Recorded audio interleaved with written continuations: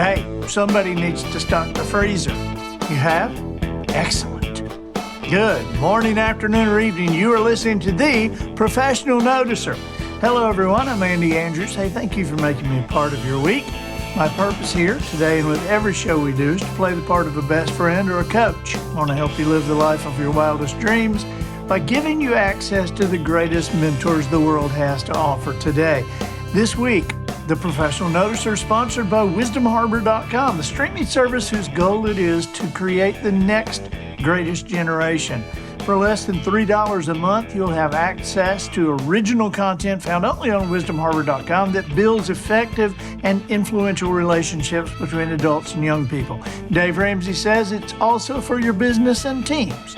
Utilizing video, audio, and the written word, content is delivered in small bites by Grammy winners, CEOs, comedians, master chefs, best-selling authors, and Hall of Fame speakers. There are even guitar lessons from an award-winning songwriter.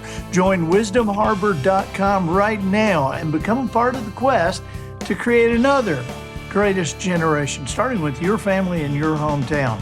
That's wisdomharbor.com.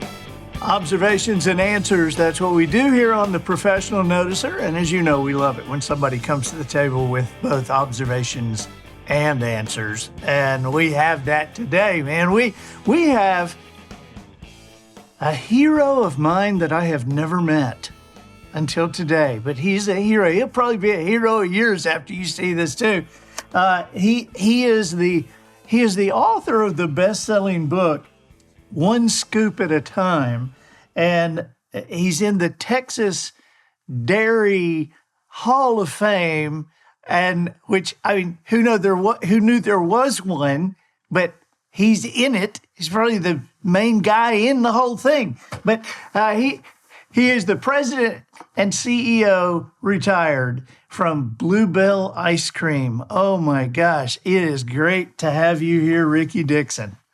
Well, thank you. Thank you so much, Andy. It is great to be here.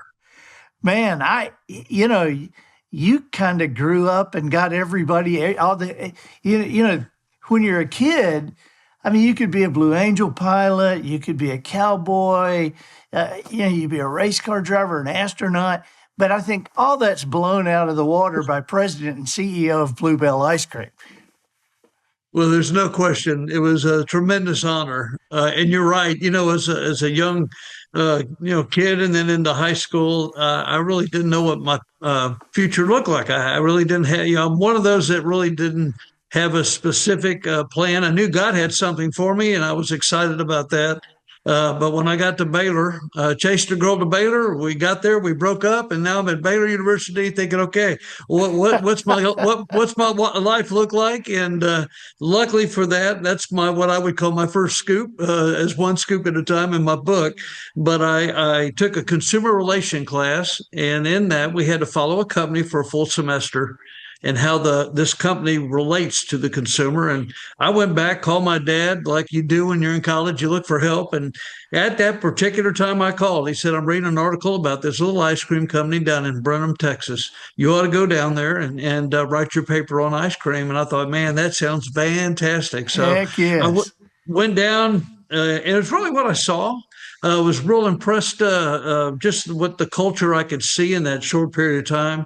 It wasn't just the ice cream. It was really, in fact, it was more of the fact that people truly were making memories, and they looked at it that way. And so when it came time to graduate, I went back, put my application in, and 43 years later, I finally turned in my company scoop. I still have one here at the house that we use on a regular basis. But, it's a fascinating career, no question. That is awesome, man. 4 decades at the best ice cream company there is. I mean, we are Bluebell fans in my house, and Super.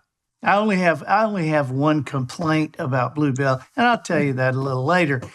Just make you a little nervous, make you wait for it. I'm just glad I'm retired. Yeah, it's probably a complaint you'll laugh at, but it's definitely a complaint. I complain to my grocer about it every year. Well, I'll just go ahead and tell you what it is.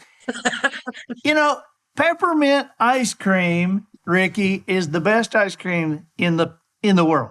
And Bluebell has the best peppermint ice cream and they only make it 1 month a year. Well, it goes fast. It's supposed to be out 3 months, but you must be the reason that you're I buying it must all. be. I must be. Because, I mean, why would that not be? Why during the holidays? Why not during the summertime? I mean, that is, I would be, I would be 500 pounds if they had that. Because at our Publix, my guy will get like 8 or 10 of them and put them Mm, back for me. And so I'll buy them 3 or 4 at a time, you know. I love it. That's great. What's your favorite? Well, I always start out with the homemade vanilla being the Hall of Fame flavor. If you don't have homemade vanilla, you don't have ice cream. But we made a flavor, and I'm in that same camp. Now that I'm retired, I'm the guy making those phone calls like, why don't you have? We made it. See, they forgot who I was. No, they didn't forget. I love them to death. We make a flavor called salted caramel brownie. And I'm telling you, that brownie is almost like fudge and that ice cream combination. Oh man, it is. It's like you were just describing peppermint. It just knocks it out of the park. So My whenever we wife, see it, we do the same. We buy 4, 5, 6 half gallons and put them in the yeah, deep freeze. my So wife would my wife would love that.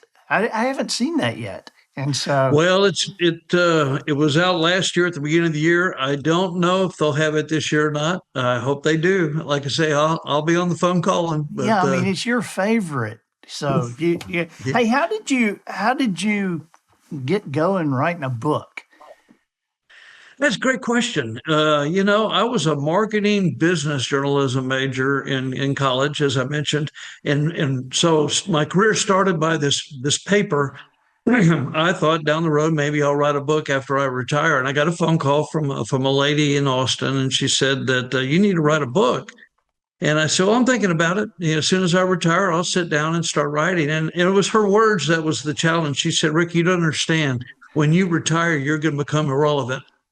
And I thought, whoa, that was heavy. And I thought, well, then I'm going to show you. And so I said, I'm going to do it right now. And so Wow. we just started writing. And there really, one scoop at a time is a great, description of how God moved in my life. But the subtitle is called Stories and Lessons Turning Fear into Faith. And it's some of my life experiences when things weren't necessarily homemade vanilla; they were more like Rocky Road, and how how I relied on my faith to navigate through those times, and just as I wrote the chapters, and every chapter kind of stands on its own. They're just some fun stories, so some I don't say serious, but some emotional stories. Ice cream's an interesting product. I like to call it a good friend. And it truly is something that no matter what kind of day you're having, whether it's celebrating a win or maybe you're trying to erase a loss, both teams from yesterday's Super Bowl can eat a bowl of ice cream and feel better when they get And through. And feel so, better about it. Yeah. so that's what I took it from that approach, and thought let's just start writing, and really real pleased on how it all turned out. I think the name of the book, and by the way, I haven't, I this was just arranged, and so I don't Yes. have the book yet, but I'm going to We get the book. I've already looked it okay. up, and it's a beautiful cover. We'll have that on the show notes, and Matt Good. will insert it here in as we're talking. But what a great name! I mean, as somebody who's written a bunch of books. It's a Yes. struggle sometimes to find the perfect name, but I don't know about book two for you, but your first book, you got the perfect name. I Yeah. mean, that even Uh, sounds like that could be a great country music song. no question. I had thought of that, but that maybe I need to start looking at some lyrics or do Well, something with I that. know a couple of songwriters, so There we go. I love it. so I love it. Bluebell just seemed to, and maybe it was my perception when you guys came to Alabama, but it just seemed to explode on the scene. You guys just seem to be growing like crazy. What, I know that had to be an exciting time, but were there challenges involved with that? Oh, absolutely. And really, what I was drawn to wasn't just the culture, but part of that culture was not necessarily to be number one today. What we want to do is be the very best we can be in that moment. So if we were only in Texas, we started in 1907, but it took us to 1989 to actually get branches outside the state of Texas. We're now in 23 total states, but it's to move at a pace that you can make sure that the quality stays in place and that every time you pick up that half gallon of peppermint, as you described, that your expectation is met. In fact, we had a saying that says our job is to consistently meet the expectation that drives that passion. So every time you get peppermint or homemade vanilla or salty caramel brownie, when you eat that bite, you go, yeah, that's it. That's what I remember.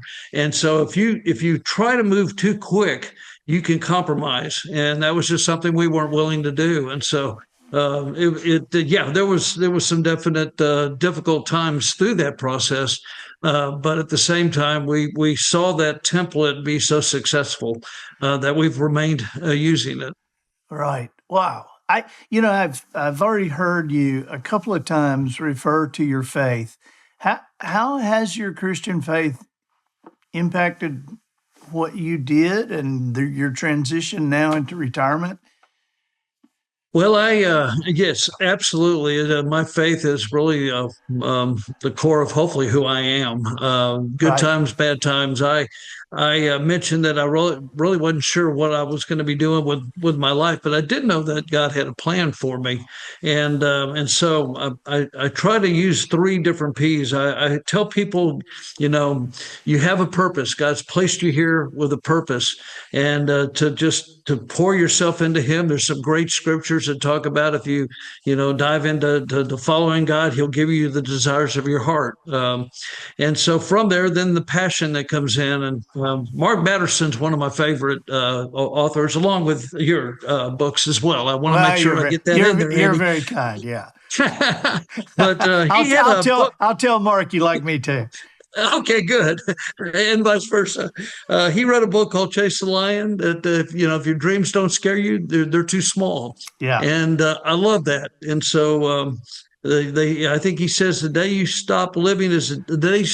I'm gonna get this right. The day you start dying is the day you stop dreaming, and ironically, the day you start living is the day you find a dream worth dying for. And so those elements of knowing that you have a purpose, finding that purpose, and go with the passion.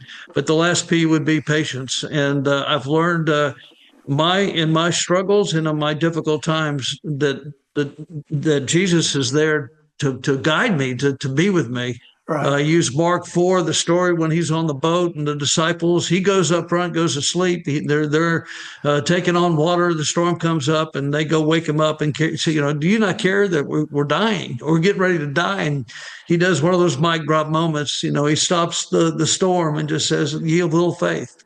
And so, in those rough times, I rely sleeping next to my Savior, knowing that if He can sleep, I can sleep with Him. And it's not always easy. I will tell you, in the difficult times, it's not always easy. But the Creator of the universe loves you and me, and if we will just pour ourselves back into Him, that peace that passes understanding is just an incredible gift. That is awesome. That is awesome. What was your favorite part of working for Bluebell? There had to be something you're like, yeah, I get to do this today. Well, most of the time people think it's the ice cream. I get to go sample flavors or Sure, something that sure. they're creating. I just love the people. I mean, I honestly was so blessed to be able to, if I was, no matter what I was doing at my desk, if I was dealing with an issue of some kind, but to be able to put it down and just go down on the production floor and walk the floor and just visit with individuals. They all have a story. They all have a different reason for being there, but it all centers back in again to the product. When I was in the sales department, being able to go out into the market and visit with the consumers, there's just to hear the story after story. I mean, there were so many that came through. I had a 12-year-old girl send me a ransom note of all things. And it was the old cut up letters. and it said, "We got your cows," and "your" was spelled "UR." "We got your cows. Bring back cantaloupe and cream, or else." And there was a picture of a hamburger at the bottom of it. It's kind of this threatening. So I wrote her back and said, "I see the cows, and unfortunately, you got the wrong ones because these cows aren't smiling, and our cows smile." So anyway, it's just the people. There's just such a passion that goes around to get ice cream, and so what a blessing to be able to be a part of that. To have a CEO who that's your answer. The people. What's the best thing about ordering Bluebell? The people. It's that's a major reason why Bluebell's culture is something people look at and talk about. And just having led with that thought, because I deal with a lot of CEOs, and Mm. I don't think a lot of them have that thought right off the bat. Well, I yeah, think some of them can be taught how important it is to have that thought. that's true. That's true.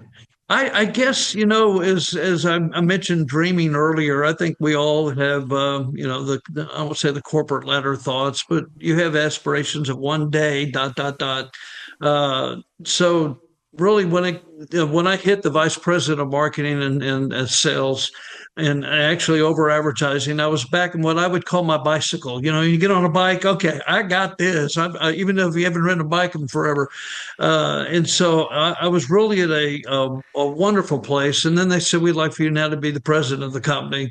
And that was a whole different experience emotionally. Absolutely. I was humbled beyond words. I mean, I remember calling my wife that afternoon, and she said, "What's going on?" I said, "Well, they've just asked me to be president." She goes, "No, really, what's going on?" True story. True story. But I knew that if this is what God has for me, and this was a God thing, that humbly and before Him, I want to go serve the best I can in that role. And so all the things that seem fun and natural to me shifted, and that really centers on people. Right. If you're making a product that's bringing happiness and joy, along with working side by side with some just fantastic people, it just came naturally. So I never did want to forget that. Here's kind of an odd question. Um, when you look back at your career there, especially as president and CEO, was there anything you could have done better that you look back at and go, I kind of could have, I could have gotten a little better at that. Is this where we go to commercial break? No, We I'm kidding. can, we No, can. no, no, no, no, no. There's a lot. I think that it's a great question. And I think that the first thing that comes to my mind is just I go at a pretty fast pace. And there are times I feel like I've missed opportunity. Again, whether it's investing in somebody or um, just giving the kind of attention on the things that may not come natural that Right. make it to where it makes me more well-rounded. I'll give you a great example. In college, one thing I just wasn't very good at was accounting, and so one of the reasons I was a marketing journalism major is because I only had to have 12 hours of accounting.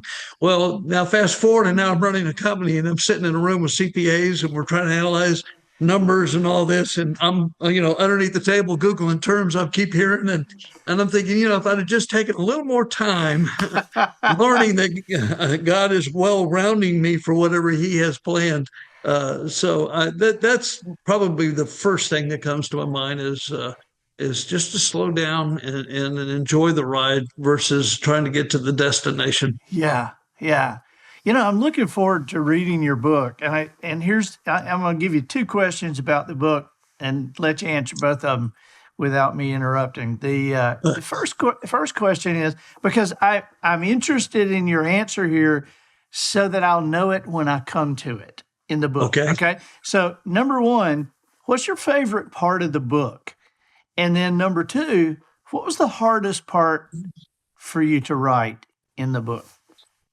Boy, both great questions. I have a lot of family in the book. I have a lot of how my dad helped shape my life. and some of the journey of spending time with him. And again, when I talk about stories and lessons turning fear to faith of what I learned from him, I share some of the adventures that my wife and I have gone on. But I think that the heart of the book is getting back to what I'd mentioned earlier, and that is just at some point in our life, we're going to have struggles. It's just, if you live very long at all, that happens. And so to be able to navigate through those struggles, especially when they don't make sense, when you're hit with a sickness or a death in the family or just life that just, man, this doesn't make sense. And sometimes God is quiet and he's molding and shaping and making, and what we can't see, he does see. And so I'm hoping that thread through the chapters does come out because, we're always sort of looking for what I call the second wind. I ran track in high school and college, and there was nothing better to be able to go out and run long distance and get to the point where you just want to quit. I'm tired. I won't run anymore. And all of a sudden, that second wind comes over you, and it's like, holy cow, I'm good. In fact, I feel better now than I did when I started. Right. And that's that piece I talk about, or that God promises in Philippians. It says, pray, don't be anxious about anything, but in everything, by prayer, praise, and I get that wrong every time. Prayer and praise, the peace of God that passes all understanding, the peace of God that passes the understanding, is what I try to find in those difficult moments. So that's hopefully in the book. That's hopefully something that jumps out. And it really was the thread that I used to go through it. And I'm trying to get back to the second question. Second question. What was the toughest part for you to go through as you wrote this? Yeah, I think the toughest was probably what we went through in 2015 as a company. I talk about faith in my own personal life and the struggles and the hard times, but to see that as a company when we had Listeria in the product, and to when we find it, and now how do we navigate through this? And just broke our hearts. It literally took us to our knees, and then to get it right and get back and be everything plus. And so we took what we had as what we thought a great foundation to build from, and we just took it off the chart in our programs. But to put those words down, it was difficult because you're writing really for everybody that's going through that at the same time, not just yourself. Yeah. I'm working on a book right now where I'm detailing the 5 worst times in my life, and I'm like, I'm not sure who this is going to inspire, but this has been really hard for me to, because it's like I kind of wanted to forget that stuff, and and to have it's interesting. It's interesting though, and I'm glad you said that, because I was asked the question once: if you could erase any one thing in your life, any moment in time or any event in time, what would that be? And as I sat there and I thought, I don't think I'd erase anything. As crazy as that sounds, it's because of what I was, what going through that and how God walked me through that. And as I matured through that, it prepared me for what was next. And if I take that element out, then I wouldn't have been ready maybe for the next element. So I think it's important that people know that individuals like yourself and myself do and have struggles, and yet how do you get through them? And know that you can get through them and you will get through them.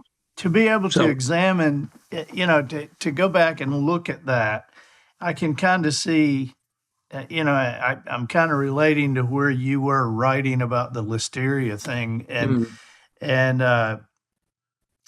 to look at that with the passage of time and see just what God did do during that time and what he was, while we're sitting there sometimes going, God, where are you? And then we look back and we can see his hand in everything that led us out of the trouble or protected us from more trouble so I'm kind of the same way with you. I don't think I would change anything. I want to say, my parents died when I was 19, and my mom died of cancer. My dad was killed in a car accident, And so I, I want to say, well, gosh, I would do that over again. But looking at a huge picture, the Mm, because I often wonder, we look at our lives in terms of, you and I were talking about your grandchildren. We look at our lives in terms of three generations, sometimes four, but it, not many of us even know the first name of our great grandparents, and so mm, we tend to think in three or four generations up and down, and serving a God who can think in hundreds and thousands of generations all at the same time. It's mm. it's hard to it's hard to imagine that, but also knowing that my parents got to heaven and they were like, "Oh, okay, so this is why this has happened." Mm. Okay, well, good, because Right. because it had my parents been there, my life would have taken a totally different Mhm. track. Wow. And Yeah. so to see how, and so I don't know how I got off on that, but Yeah. Well, no, um, it's good. I look forward to reading it. I do well, because I think. I am, I definitely know how you feel. I feel like I know how you feel or Mhm. felt writing the Listeria Yes. episode. Yeah. Yeah. So what do you think? What do you think is the gold medal page in that book? What has something in Wow. what has Yeah. something in there that you're thinking, this is what I want them to take. This is Mm, what I want mm. people. If they're only going to remember one thing, this is the thing I want to. Where is that? Boy, another great question. There's a lot that I would say the relationship that I had both with my earthly parents, my earthly father. I talk a little. My dad was my wisdom. My mom was my prayer warrior. If I needed prayer, I'd always call mom. Not that dad didn't know how to pray because he could, but he was always my go-to. But so that in itself, more of the character of how I become who I am. But I devote a whole chapter in the book called Tanya that really tells a story of two sisters. And I don't want to tell too much. I'll tease it a little. But the one sister is dying of cancer, and to the point where they're getting ready to call hospice in.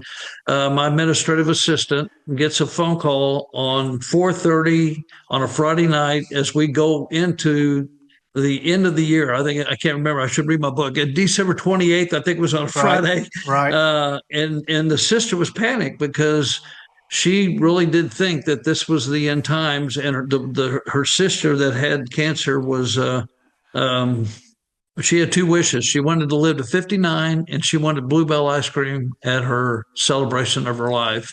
And she didn't know where she'd get 200 or 300 cups for the celebration. And so my administrative assistant comes running in. We've got to help this lady. And that friendship that was developed from that, one of the things in her request was she wanted to have wooden spoons at the celebration of life. And so Kylie Tootle was my administrative assistant. True name, she loves it. I tell that people go, really? Her name's Tally? I go, absolutely. And she had a heart of gold, and she reached out. The sister actually both were met. She made it to 59. And then when she did pass away, they did have Bluebell at the ceremony or at the celebration of life, and we were able to help with that. But she called her back and said, "Why? Why did you want the wooden spoons? We're just curious." And she said, "Well, I wanted, and I put on everyone the scripture that says, 'Oh, taste and see the goodness of the Lord.'" I wow, think it's Psalms 34. And that message, I can't, again, it's in the book, the number of countries that message reached. It just showed the power of someone doing the right thing at the right moment, and not for any personal recognition, not for anything other than because it's the right thing. And the impact that had, it just kind of, again, I say this a lot. We weren't just making ice cream. In fact, what we were doing is making memories. yeah, And to be able to do that and to impact lives with the product, if you want to call it that, but with a good friend of ice cream. I think that hopefully jumps off the pages through it. But the having that fear to faith, being able to be able to say yes, I can get through a struggle. I really do hope is what you walk away. I gave you a long answer to a great question. No, that was a great answer. Thank you so much for being with us today. I feel like I got a new friend, and Absolutely. this Yes. is I can't wait to get the book. How Go get can it to we me. help you? Well, I mean, yes, the book is on Amazon. It's available. It's one scoop at a time. You can look it up that way, or Ricky Dickson. But I have a website, rickydickson.com. It's pretty simple to go and but that's I would say the easiest way to get it. But yes, we got And to take so care of you. awesome. Well, that'll be on the show notes. Everything how to Great. get, including spelling your last name, because it's Dickson. That's Right. correct. Yeah. Yes. So, Yes. all right. Well, buddy, thank you so much again for being with us. And anything we can ever do, if you need a tasting team, we're available. So, thank you, Ricky. Sounds great. Sounds great. Thank you. Have a great day. I'm Andy Andrews, the professional noticer, harnessing common sense and wisdom to plow through challenges all the way to an answer for you. And I think that'll do it for this week. Get us out of here, Matthew. So, ladies and gentlemen, and to the boys and girls who aspire to become ladies and gentlemen, we have reached the end of another episode of The Professional Noticer. In a world where common sense has become a superpower, I'm harnessing that tiny bit of mental energy I have for you, seeking wisdom, making observations, and endeavoring to answer tough questions in a way that will empower your family and your business. I'm Andy Andrews. Until next week, goodbye. This episode of The Professional Noticer was produced by Matt Limpert. The Noticer theme written and performed by Sugarcane Jane. Brain freeze antidote for the cast and crew provided by Twinkle and Smoke of Beverly Hills. Additional financial consideration provided by Ford Motor Company and the all-new Jetson. Finally, the future has arrived after decades of traffic jams, wrong exits, and pretending you enjoy podcasts. Ford Motor Company is proudly pronouncing the release of the world's first mass-market flying car, the Jetson. Inspired by the car George Jetson flew in his classic television show, this sleek marvel lifts off vertically from your driveway, gracefully soars above rush hour, and lands wherever you feel emotionally prepared to park. Featuring anti-gravity cup holders, cloud adaptive cruise control, and a horn that politely says, please move over into the right lane of the sky. Some assembly required? Absolutely not. Mild panic the first time you take off? Probably. It's the Jetson, because the future is supposed to be now.